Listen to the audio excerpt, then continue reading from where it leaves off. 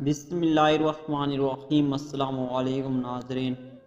Baghdad شریف میں ایک صالحہ خاتون کا بیٹا بد کردار تھا، لیکن جب بھی اس سے کوئی گناہ سرزا ہو جاتا وہ رجسٹر میں درج کر لیا کرتا۔ ایک مرتبہ رات کا وقت تھا، اس کا دروازہ کھٹکھٹا۔ جب باہر نکل کر دیکھا تو ایک نہایت حسین و جمیل عورت کو دروازے پر کھڑا پایا۔ پوچھا، تیری کیا حاجت ہے؟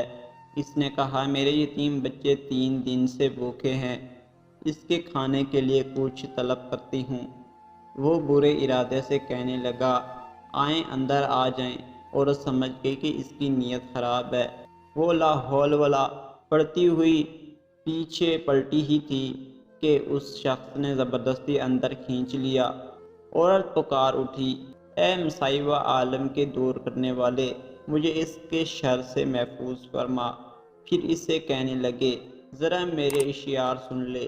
ترجمہ، اے وہ لوگو، اپنی روانگی کے دن کو بھولنے والو، مجھے تو تم موت ہی سے غافل نظر آتے ہو۔ کیا اسی باتوں نے تجھے بند نصائب کے قبول کرنے سے روک دیا ہے؟ حالانکہ بہت سے لوگ اس دنیا سے بڑی بے چارگی کے ساتھ سفر کیے گئے، انہیں دنیا میں سوا معمولی سی روٹی کے کچھ بھی نصیب نہ ہوا، اور جو گھر انہوں نے آباد کیا تھا وہ خالی پڑا ہے۔ تیرا بھی کل یا کسی دن بالکل اکیلے قبرستان میں ٹھکانہ ہوگا اور انہی کا ہمسایہ بن جائے گا۔ پھر وہ عورت اللہ تعالیٰ کی بارگاہ میں فریاد کرنے لگی، الہی میری فریاد کو پہنچے اور اس آدمی سے نجات دلائیں۔ وہ آدمی عورت کے یہ اشعار سن کر رونے لگا۔ عورت نے کہا، با خدا، جب تیرے اور تیرے مالک کے درمیان معاملہ درست ہو گیا ہے، اس کی گرفت سے نہ ڈر۔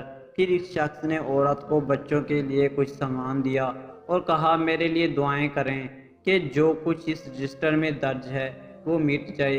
عورت دعا کے وعدے پر وہاں سے بچوں کے پاس آئی اور کھانا تیار کیا۔ پھر وہ تمام بچے کھانے لگے۔ جب تک اس کے لیے دعا نہ کریں کھانا نہیں کھائیں گے، کیونکہ جب تک مزدور کام نہیں کر لیتا اجرت کا حقدار نہیں ہوتا۔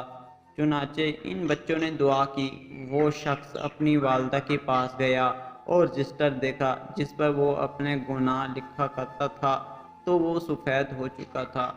تمام ماجرا اس نے اپنی والدہ کو سنایا اور وضو کر کے بارگاہ یکتا ویگانہ میں سر بسجود ہو کر عرض گزار ہوا، الہی تو نے جب میرے گناہ معاف کر دیے، اب مجھے اپنے ہاں بلا لے۔ یہ کہتے ہیں اس کی روح کف سے عنصری سے پرواز کر گئی۔